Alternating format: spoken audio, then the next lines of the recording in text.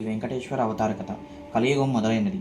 కలిదోష నివారణ కోసం మహర్షులందరూ నైమిషారణ్యంలో ఒక సత్రయాగం సంకల్పించారు. అయితే ఆ యజ్ఞఫలాన్ని ఎవరికి ధారపోస్తే ప్రయోజనం కలుగుతుందని చర్చించారు. వారిలో భృగు మహర్షి యజ్ఞఫలానికి త్రిమూర్తులైన బ్రహ్మ విష్ణు శంకరులలో ఎవరు తగినవారో నేను పరీక్షించి వస్తానన్నాడు. ఆయన తపస్సారి. మునులందరూ ఆమోదించారు. ఆయన ముందుగా సత్యలోకం వెళ్ళాడు. బ్రహ్మ అతడి రాకను గమనించక సరస్వతి వీణానాదంలో మునిగి ఉన్నాడు. దానితో భృగు మహర్షికి కోపం వచ్చి, మహాతపస్శాలినైన నన్ను అతిథిగా మన్నించలేకపోయావు. సృష్టికర్తనని అహంకరిస్తున్న నీకు భూలోకంలో ఎక్కడా పూజా పురస్కారాలు లేకుండా పోవునుగాక అని శపించాడు. తర్వాత కైలాసానికి వెళ్ళాడు. అక్కడ పరమేశ్వరుడు పార్వతీతో ఆనందనాట్యం చేస్తూ భృగువు రాకను గమనించలేదు. దానితో భృగు మహర్షి కోపంతో, శంకర, నీవు నాట్య విలాసాల్లో మునిగి మహాతపస్శాలిని అతిథిని అయిన నన్ను నిర్లక్ష్యం చేశావు కనుక భూలోకంలో నీకు లింగరూపంలోనే కానీ నిజరూపంలో ఆరాధన జరుగునుగాక అని శపించాడు. ఆ తర్వాత వైకుంఠానికి వెళ్ళాడు. మాధవుడు పానుపు మీద పరుండి తనకు పాదసేవ చేస్తున్న లక్ష్మీదేవితో చర్చలో ఉన్నాడు. మునిరాకను గమనించలేదు. భృగువు వెళ్ళి, అతిథిగా వచ్చిన నన్ను అవమానిస్తావా అంటూ విష్ణుమూర్తి గుండెల మీద తన్నాడు. ఒక్కసారిగా లోకాలన్నీ కంపించాయి. అయినా శ్రీ మహావిష్ణువు రవంత కూడా ఆగ్రహించక పరమశాంత స్వభావంతో లేచి మునికి నమస్కరించి, మునీంద్ర, మీ రాకచేత వైకుంఠం పావనమైనది. మీ రాకను గమనించని నా అవినయాన్ని మన్నించండి అంటూ భృగు మహర్షికి పాదాలొత్తాడు. భృగు మహర్షి గర్వభంగమైనది. విష్ణుమూర్తికి నమస్కరించి, ఓ దేవదేవ, మీ వంటి సద్గుణ సంపన్నులు 14 లోకాలలోనూ లేరు. నా అహంకారాన్ని మన్నించండి. మీరే లోక సంరక్షణకు తగినవారు. కాబట్టి భూలోకంలో కలి ప్రభావాన్ని నశింపజేసి ధర్మ సంరక్షణ చేసి ప్రజల కష్టాలను తీర్చడానికి తప్పకుండా అవతరించాలి అని ప్రార్థించి తిరిగి భూలోకానికి వచ్చి మునులతో త్రిమూర్తుల్లోనూ పరమశాంతమూర్తి శ్రీమన్నారాయణుడే, అతడే యజ్ఞఫలానికి అర్హుడు అని తేల్చి చెప్పినాడు. మునులందరూ సత్రయాగం చేసి ఆ ఫలాన్ని యజ్ఞపురుషుడైన మహావిష్ణువుకే దారపోసినారు. అక్కడ వైకుంఠంలో లక్ష్మీదేవికి కోపం వచ్చింది. శ్రీహరి వక్షస్థలమే తన నివాసం. ఆ నివాసాన్ని ఒక ముని కాలితో తన్నాడు. అందుకు శ్రీహరి కోపించక ఆయనకు చాలా మర్యాదలు చేసినాడు.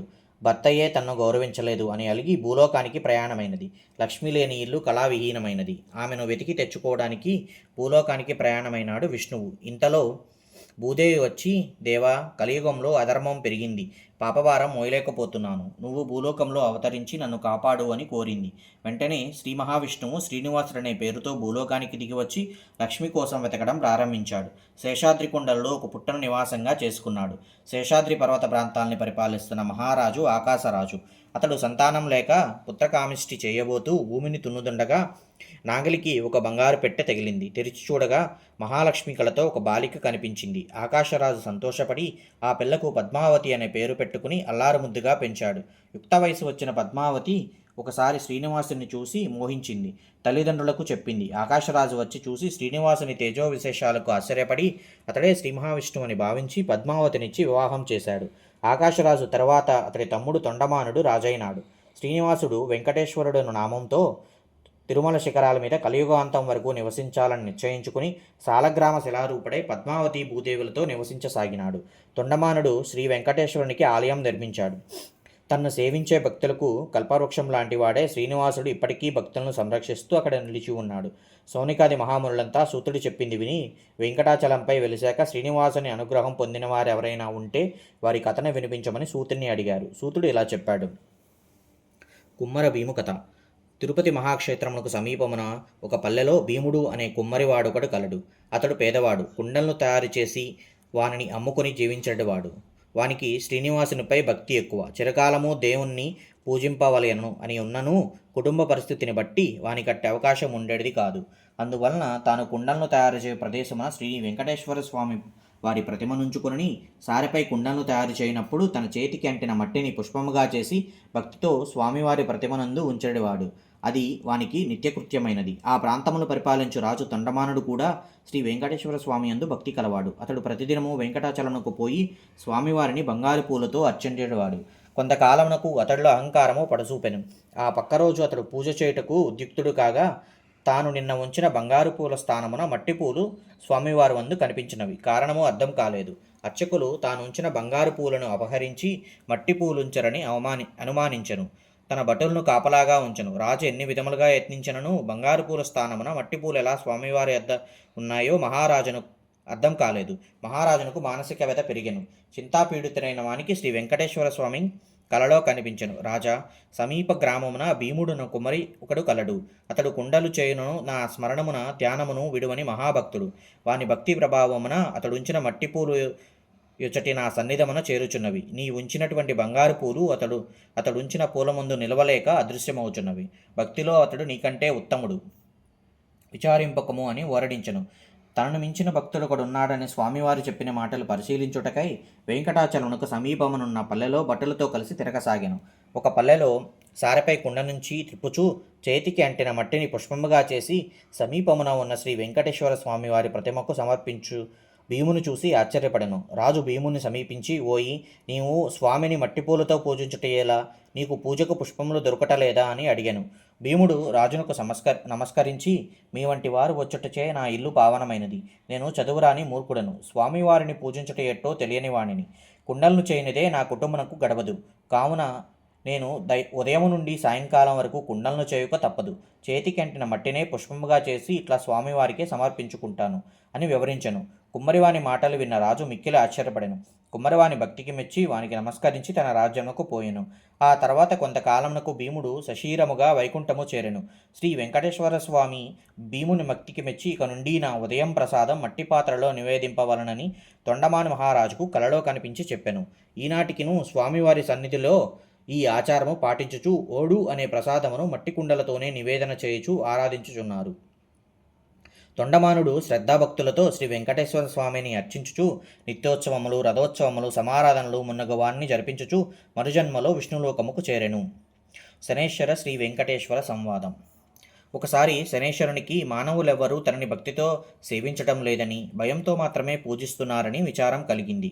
అప్పుడు వెంకటేశ్వరునికి తపస్సు చేయగా ఆయన సాక్షాత్కరించారు. స్వామి, నా పేరు వింటే ప్రజలు భయపడుతున్నారు. ఆ భయం పోవడానికి ఇక నుంచి నాకు ప్రీతి అయిన శనివారం నాడు నన్ను ధ్యానించి ఆరాధించి ఆపై నిన్ను పూజించిన వారికి సర్వదేవతలను పూజించిన ఫలం ఆ ఒక్కరోజులోనే రావాలి అని కోరినాడు. అందుకు స్వామి చిరునవ్వు నవ్వి, నీ కోరిక సమంజసంగానే ఉంది. అసలు నీకు నాకు భేదమేముంది? 6 వారాలు దాటాక 7వ వారం అంటే ఇష్టపడతావు. నీకు 6 కొండలు దాటాక 7వ కొండ మీద ఉంటాను. నువ్వు నీలవర్ణుడివి, నేను ఆవర్ణుడిని. నువ్వు సప్తమ గ్రహానివి, నేను సప్తగిరీషుణ్ణి. సామాన్య మానవులకు ఆ విశేషాలు తెలియక నువ్వంటే భయపడుతున్నారు. నిన్ను నన్ను వేరుగా చూస్తున్నారు. నువ్వు కోరిన వరాన్ని అనుగ్రహిస్తున్నాను. ఏ భక్తులు 7 శనివారాల పాటు నిన్ను ముందు పూజించి ఆ తర్వాత నన్ను పూజిస్తూ సప్త శనివారం మహావ్రతంగా ఆచరిస్తారో వారు సమస్త శనిదోషాల నుంచి విముక్తులై సౌఖ్యాన్ని పొందుతారు. ఆయురారోగ్యాలు సకల శ్రేయస్సులను పొందుతారు. ఇందులో సంశయమేమీ లేదు అని వరమిచ్చాడు. సౌనికాది మహామునులంతా సూతుడు చెప్పింది విని చాలా ఆనందించి ఈ సప్త శనివార వ్రతం ఆచరించి శ్రీనివాసుని అనుగ్రహం పొందిన వారు ఎవరైనా ఉంటే వారి కథను వినిపించమని అతన్ని అడిగారు. సూతుడు చెప్పడం ఆరంభించాడు. దేవదత్త దంపతుల శనివార వ్రత కథ. పూర్వకాలం కాంచీపురంలో దేవదత్తుడనే బ్రాహ్మణుడు ఉండేవాడు. అతడు వేదాంగ పారంగతుడు. అతని భార్య మాలిని. వారిద్దరూ అతిథుల్ని అభాగ్యతల్ని ఆదరిస్తూ గృహస్థ ధర్మాన్ని పాటిస్తుండేవారు. వారికి శ్రీ వెంకటేశ్వర స్వామి ఇలవేల్పు. ఒకనాడు వారింటికి కాశీయాత్ర చేసి వచ్చిన ఒక బ్రాహ్మణోత్తముడు వచ్చాడు. ఆ దేవదత్త దంపతులు ఆయన్ని సాక్షాత్తు వెంకటేశ్వర స్వామిగా భావించి అతిథి మర్యాదలు చేశారు. భోజనానంతరం ఆ బ్రాహ్మణుడు వారి జాతకాలు పరిశీలించి చూసి జాతకం ప్రకారంగా దేవదత్తునికి శనిదోషం వలన అపమృత్యువు కలిగే సూచనలు కనబడుతున్నాయని, ఆ అపమృత్యు దోష పరిహారం కోసం సప్త శనివార వ్రతాలు చేసి అటు శనీశ్వరుని ఇటు శ్రీ వెంకటేశ్వర స్వామిని భక్తిగా ఆరాధించాల్సిందని చెప్పాడు. అమ్మ, నీవు శ్రద్ధ వహించి నీ భర్తను కూడా సప్త శనివార వ్రతం చేయడానికి ప్రోత్సహించి నీ సౌభాగ్యాన్ని నిలుపుకోవాలి సుమా అని హెచ్చరించాడు. సప్త శనివార వ్రత విధానాన్ని బోధించాడు. దేవదత్తుడు ఆ శనివారం బ్రహ్మముహూర్తాన లేచి స్నానధ్యానాదులు నిర్వర్తించి ఇంటిలో ఈశాన్య భాగాన పూజాపీఠం పెట్టి మండపం వేసి వెంకటేశ్వర స్వామి చిత్రపటం పెట్టి నైవేద్యానికి కొబ్బరికాయలు, అరటిపళ్ళు, నల్ల ద్రాక్ష పళ్ళు, 7 చిలిమి వండలు సిద్ధం చేసుకుని ఉదయం పూజ చేసి ఒక బ్రాహ్మణుని పిలిచి ఆయనకు భోజనం పెట్టి ఆ పైన వారు భుజించి మొదటి రోజు వ్రతం యథావిధిగా నిర్వర్తించారు. ఆ విధంగా వరుసగా 7 శనివారాల పాటు వ్రతాన్ని భక్తి శ్రద్ధలతో కొనసాగించారు. 7వ శనివారం వ్రతపర సమాప్తి చేసి భోజనం చేసి కొంతసేపు శ్రీ వెంకటేశ్వర స్వామి మహిమను స్మరించుకుంటూ నిద్రించారు. ఆ దంపతుల భక్తి శ్రద్ధలకు పూజా విశేషాలకు ప్రసన్నుడై శ్రీ వెంకటేశ్వర స్వామి మాలినీదేవికి స్వప్నంలో సాక్షాత్కరించి, ఓ పరమసాధ్వి, మీ దంపతులిద్దరూ శ్రద్ధాభక్తులతో చేసిన సప్త శనివార వ్రతానికి నాకు చాలా సంతృష్టి కలిగింది. ఆ వ్రత ప్రభావం వల్ల నీ భర్తకు శనేశ్వర దోషం అపమృత్య భయం కూడా తొలగిపోయాయి.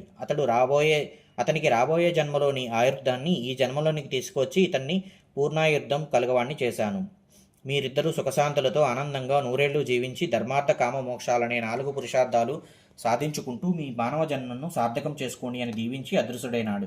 వెంటనే ఆమె లేచి భర్తను లేపి తన స్వప్న వృత్తాంతాన్ని వినిపించింది. ఆయన కూడా సంతోషించి భార్యను అభినందించాడు. ఓ శుభముహూర్తాన ఆ దంపతులిద్దరూ శ్రీ వెంకటేశ్వర స్వామి దర్శనార్థమై తిరుపతి కొండకు వెళ్ళి మొక్కులు తీర్చుకుని ఆ స్వామిని మనసారా స్తుతించి ప్రసాదం స్వీకరించి తిరిగి వచ్చారు. ఇంటికి వచ్చాక బ్రాహ్మణుని పిలిచి అన్న సంతర్పణ చేసి బ్రాహ్మణేశ్వర ఆశీర్వాదాలు పొందారు. జీవితాంతం వరకు యథాశక్తిగా శ్రీ వెంకటేశ్వర స్వామి సేవ చేస్తూ చివరకు శ్రీ స్వామి సాన్నిధ్యాన్ని పొందారు. కలో శ్రీ వెంకటనాయక అనే పెద్దల సూక్తి. కలియుగంలో శ్రీ వెంకటేశ్వర స్వామిని మించిన ఆరాధ్య దైవం లేడు. ఈ సప్త శనివార వ్రతంతో ఆయన ఆరాధించిన వారికి శనిదోషాలు తొలగి శ్రీ స్వామివారి అనుగ్రహం లభిస్తుందని సూతుడు సౌనికాది మహామునులకు వివరించాడు. శ్రీ స్వామివారికి మిక్కిలి ఇష్టమైన ఈ శనివార వ్రతమును చేసిన వారికి ఉన్న కష్టములు తీరును, గృహబాధలు పోవును, సంపదలు భోగములు కలుగును, వారికి వారి కుటుంబమునకు సర్వశుభములు కలుగును. శనివార వ్రతం ఆచరించే వారికి అసాధ్యమే లేదు. ఈ కలియుగమున శనివార వ్రతం మానవులకు కల్పవృక్షం వంటిది. శనివార వ్రతమును చేసి స్వామివారిని అర్చించి స్తుతించి ఈ కథను చదువుకున్నవారు ధన్యులు. కావున మనమందరం యథాశక్తిగా శనివారం ఆచరించి శ్రీ వెంకటేశ్వర స్వామి అనుగ్రహము పొందముగాక.